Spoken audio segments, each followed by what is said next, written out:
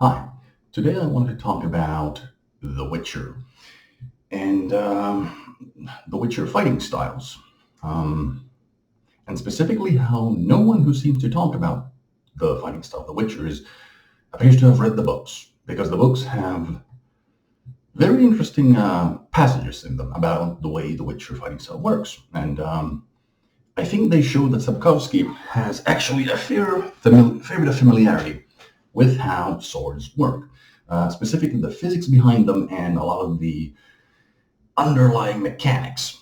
Now, there are some strange things in the books, like despite the fact that the Witchers nominally use two-handed swords, the terminology is a lot more modern. He uses the primo, secunde, tierce, quarta, quinta system of guards, which I understand is more something from saber, modern fencing, maybe rapier. I don't really do that kind of stuff, so I don't know. And then he also uses the terms dextra and sinistra, which I believe means right and left.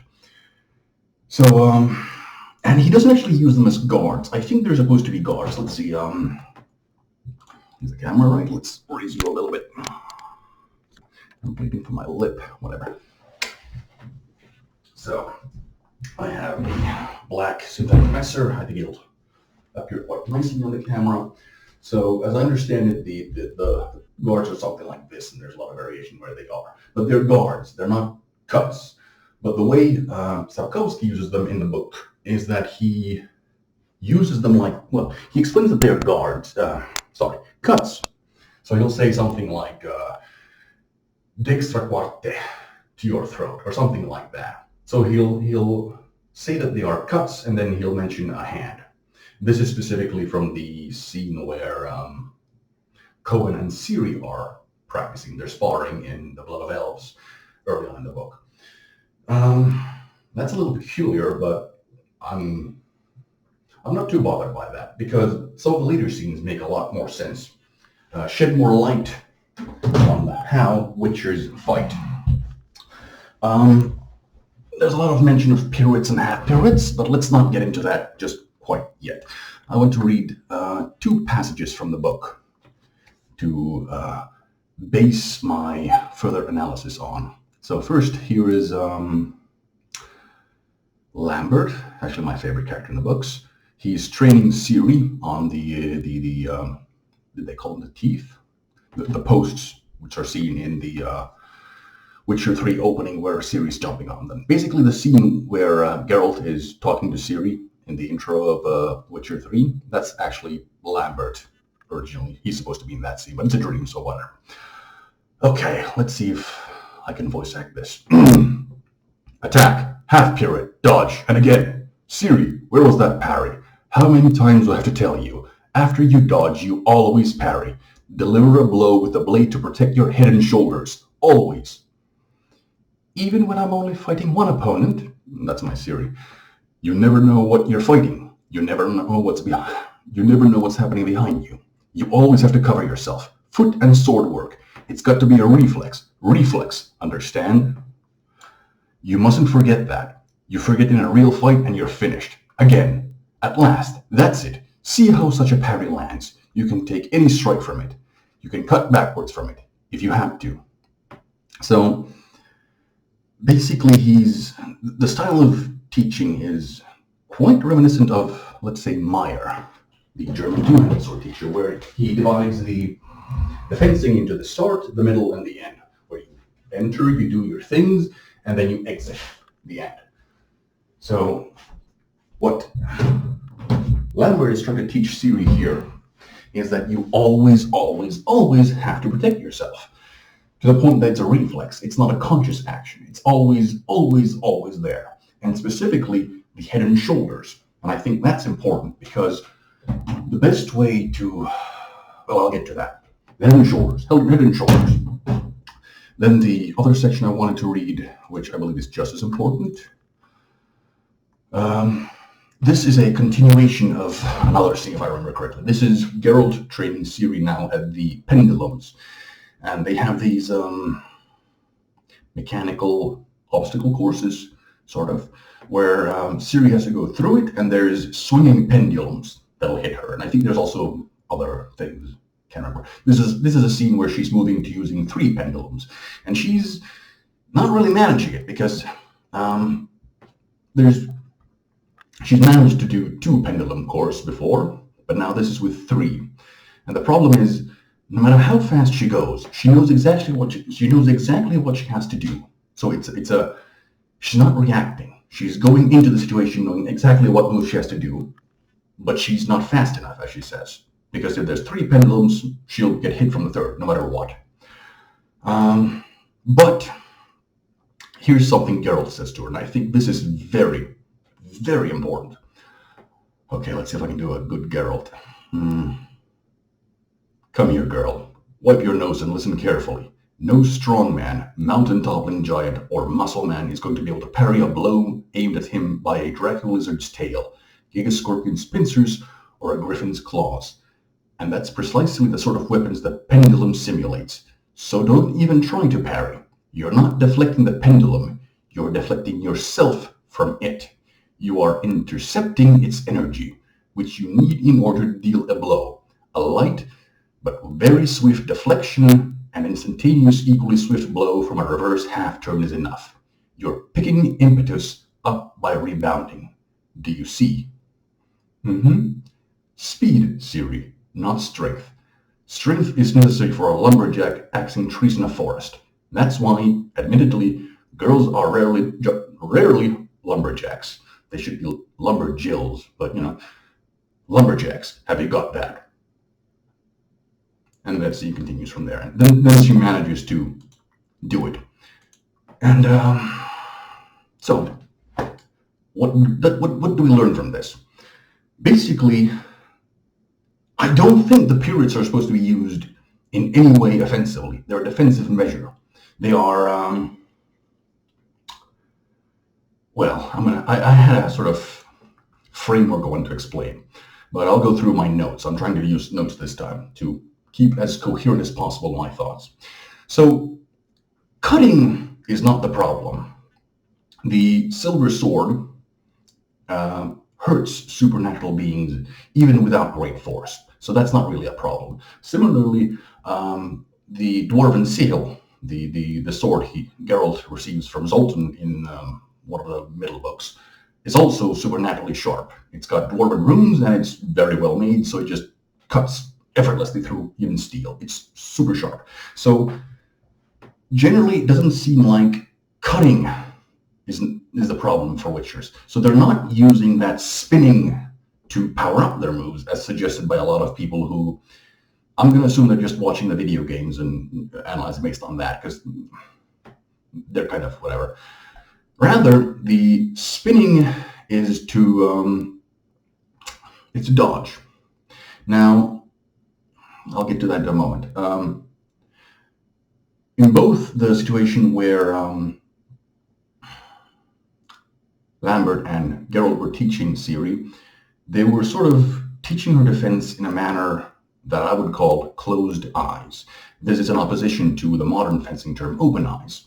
So if you think about how you fence, open eyes fencing would be that you, let's say, you enter with a blow, and then you want to see what happens. So he parries. Okay, then there's an opening here, so I react to that. That's an open eyes technique. A closed eye technique in opposition to that would be I immediately, before I even throw my cut, decide to attack you. So there's a lot of good examples of that kind of fencing in my era. I would say that Kronhau is that. In Kronhau, you're combining a cut, a kron, and then a false edge cut. But rather than being like, you combine it into one movement. That's kind of a shield also. He calls it Kronhau. Another more complicated example, if you consider combining these hand movements into one, not being a closed eye movement, there's also Windhau, which is a Vexel, very strangely. So a Vexel would be you beat aside a sword and cut someone, or if I'm doing towards the camera, there's a cut coming towards me, and I would, that's a Vexel. A Windhau instead is a strong edge, followed by a cut, and then I retreat by beating the sword aside. Just look up and down. It's a fairly complicated move, and it's 3 cuts in one technique, supposedly.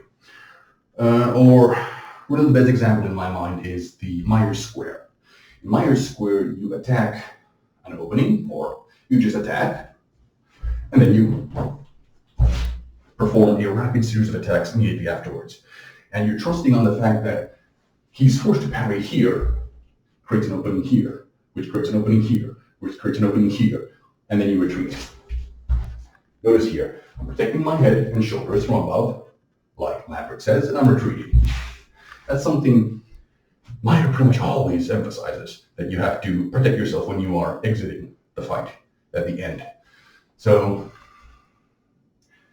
if I remember correctly, let's turn this a little bit.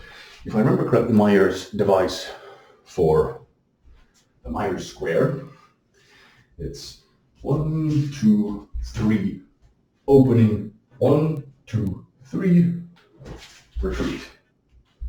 Like that. So that is very reminiscent of the way a Witcher would fight in the books, as taught by Lambert and Geralt. How's the camera now? It's fine. Okay. So that would be the closed eye technique, where you are, as the name suggests, you're not looking for what's happening. You are just trusting that your movement series will do something, and then you exit while protecting yourself. So it's kind of a lot of people suggest that the pirouettes and spins are to distract, and they're gambles, and they're tricks. But I don't think that's it. I think that's a misunderstanding on the game's part. Rather, what happens is that they move very fast, they do the techniques, and then they try to exit the situation while protecting themselves. So, and that's how it would work against a human opponent, as seen, when Ciri fights against the Black Helmet, the Black Knight at the end of Isle of Artaeum? No. Before she gets teleported to the desert. I can't remember the place names. I just binged the book, so. She fights the Winged Helmet Knight, and she just defeats him before she even realizes it. Just happened. He's like, what? So she won, because she's ingrained such effective technique series that they just work, even with closed eye techniques, as a closed eye technique. And I think that is because Witchers are supposed to fight against monsters. And against monsters, the mechanics of the fight change quite a bit. Specifically as in the way that Geralt explains the pendulums. The pendulums in the scene are these heavy things which just swing on a very predictable course and are basically implacable. You can't stop them. Ciri can in no way stop them. If she tries to parry them, she'll get knocked away. So what Geralt says she has to do instead is block them and use their force to move herself, which is a technique you have to sort of derive from swordsmanship principles, because I can't think of, off the top of my head, of any swordsman techniques where you are moved by your opponent, even though that's something you can do. It's just a more advanced concept of something you can do with extant techniques. Like, there is in Fiora's fencing, there's a technique called colpi di Villano, the villain's blow, the peasant's blow. The idea is basically that you have your sword, you put in a little guard, you are presenting an opening of your head. I'm completely open, hit me. So if a peasant, a villain, comes across you with a weapon, they will think, oh, kill. Well, what you do is you raise your sword, parry it, deflecting their sword, and then cut them down. Now the thing here is that if that blow was truly like titanic, it wouldn't necessarily be moved by your sword, rather your sword would move. So if you think about it like as I just showed you, the blow would go through and I would be cut down. But what if instead of preparing for that, if I was prepared for that, and I had proper structure, and I let myself be pushed to the side, instead of my sword being pushed, leaving me stationary, I am pushed aside with a blow. I'm gaining the impetus, the energy of that powerful blow. And in that, I would have to use that energy and move out of the way to return the blow with the same force I was given. Here I think, like, if we extract that technique I just used into, I think it also exists in Saber. I think this is the Primo card. If a blow comes, you do a moulinette. I think it's called moulinette. You receive the force and you return it. But the force of the blow is quite weak, because it's usually with another one-handed sword. It's not very powerful. So all it can move is the sword. But if it was, say, a halberd, you would probably just break through. So instead, you have two hands, and you are allowing the sword to move you in the same way that you can push yourself. This is in Japanese fencing called pai-apari. Pai meaning body, ataru meaning connect, so body connection, where you can push the opponent, or you can push yourself from the opponent. And you can also do the same thing with your weapon. You can push the opponent, or you can push yourself from the opponent. So in receiving that massive blow, which wouldn't just move your sword and your hands, but your entire body aside, you would probably do a pirouette. That's how I see it anyhow. Let's see what else I wrote down. I should probably cut this a little bit because I'm rambling. Yes. Right, yeah, next point. So, because you would be fighting these extremely great and powerful foes that aren't particularly intelligent, like the Draco Lizard, the, what else was mentioned, giant scorpion, they're probably not very smart, and they probably attack in very predictable ways. So I've imagined three possibilities, three kinds of attacks, which you would have to learn how to deal with fairly regularly. If we say that, can you see this chair? Probably not. Let's say I'm a giant and there's someone standing here, and well, let's just do something like this. What the camera looks like. That's good enough. So I'm a giant, there's something on the floor. I have a couple of ways I can attack that. I can stomp. I can punch, that's basically the same attack. I can kick. Or I can do a sweep. So basically, force down, force forward, force sideways. Those are basically very simple and almost universal forms of attacks you would receive from giant monsters. For example, the forward, the kick. If it was something like a bull or a Shaelmar, that's in the Witcher 3 game, a monster that would charge. Well, that wouldn't be a kick then, but it would be a forward coming force like that. So you would have to deal with a charging enemy. So a similar technique there would work for both.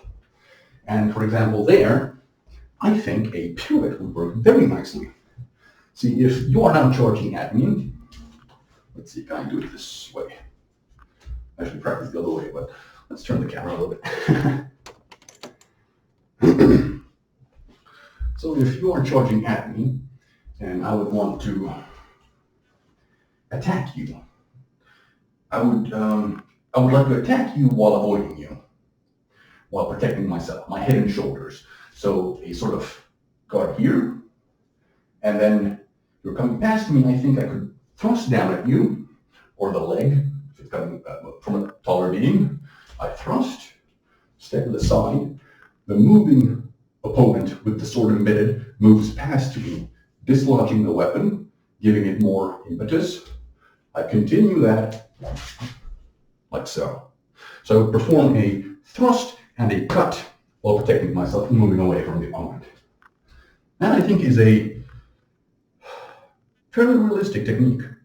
Like if it's a charging bull, if in preparation for this I tried to look up bullfighting, matadors, Spanish bullfighters, and it was quite difficult because there's a clear bias nowadays against matadors. I don't really care about that. But the finishing technique that they generally used on the bull at the end of the fight is that they thrust a spear, or a sword actually, sort of here in the bull from above. So if a bull was charging against me, I could thrust it as it rushes past, and when he moves, maybe hamstring it or something as he goes past me. Fucking hair. So, and my footwear is a little mess because I'm indoors. Let's do one more time. So, and then just continue going. I think that's a fairly realistic technique. What else? For the overhead, let's say, well, a giant has a big club, or a troll comes going. I think Kobe de Lana is still the most realistic technique. I don't know if there's a defensive German equivalent, but it's basically Ablaufen, where you receive it on the flat, and it's displaced as much as you are displaced. Something like that. So you jump to the side, and then you just keep moving. And the pirouette takes the excess of that blow and disperses it, so it's not knocking you off your feet. It's kind of hard to deal with a straight up blow like that. You'd rather just avoid it if you can't help it. But if you are caught in it, then having this sort of ramp, which would push you to the side, preferentially, if you have a good structure, like an ukenabashi, that could help. Probably. I'm guessing here. And finally, I'm gonna hate this one. The sideways sweep. Let's say a dragon is doing a turn, there's a tail, or a, what was it, giant scorpion's pincer was mentioned.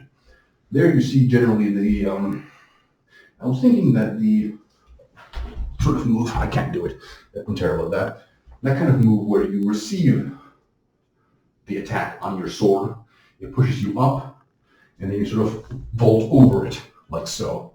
Can make a lot of sense. You're not attacking, you're just rolling with the force. I think those would work fairly effectively.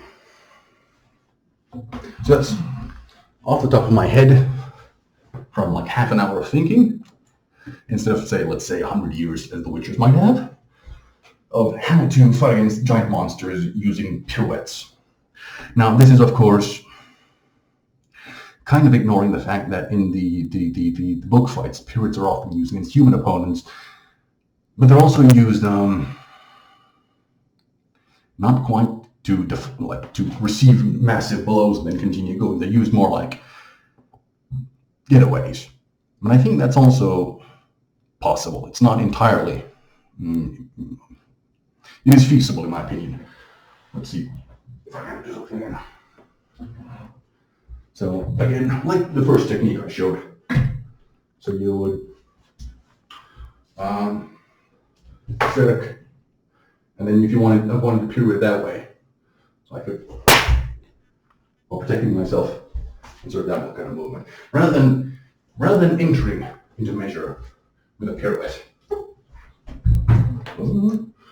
I would come to the bind, and then from there do something like that. From very close, and then around them. I think there's moves like that in Maji Kwan, where they get behind the opponent. Yeah, let's see what else I have written down. Actually, I wrote a fair bit.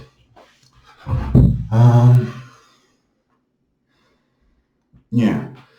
Simplify the moves and focus on getting close, like closing in on a spear fighter as a swordsman, or have a matador or bullfighter dodges the bull.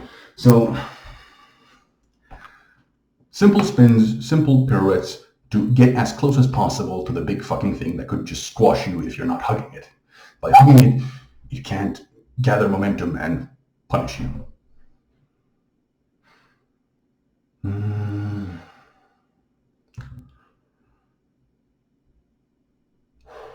Right.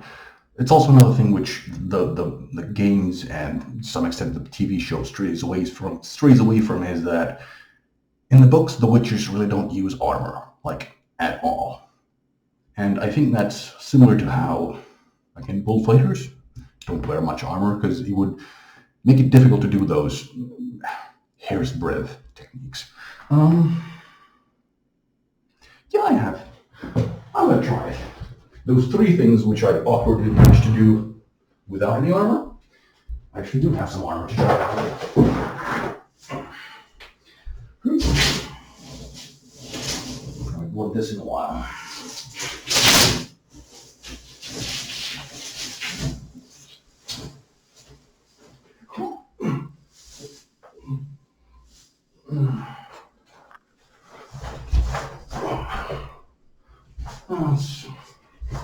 Feels fine. Where's my belt? I'll just take this.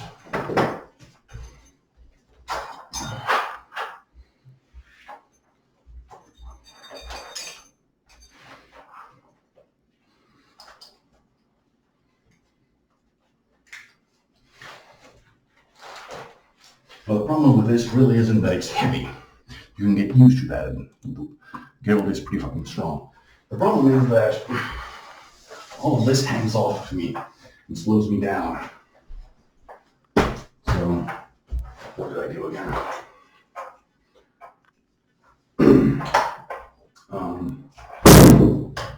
Never mind. Wait. So, first,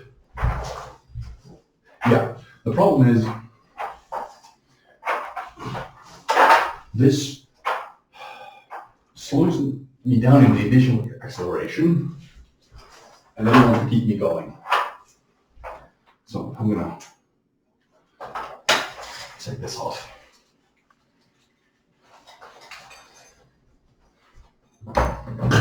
Take this one again.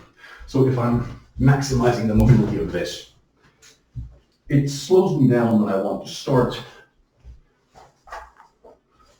and then it keeps going, and it makes me lose control. It's not very good. Well, that's not so bad. Not so bad. Okay. Do you want to try the last one? Oh, this is gonna suck. No. That's awful. Let's try one more thing.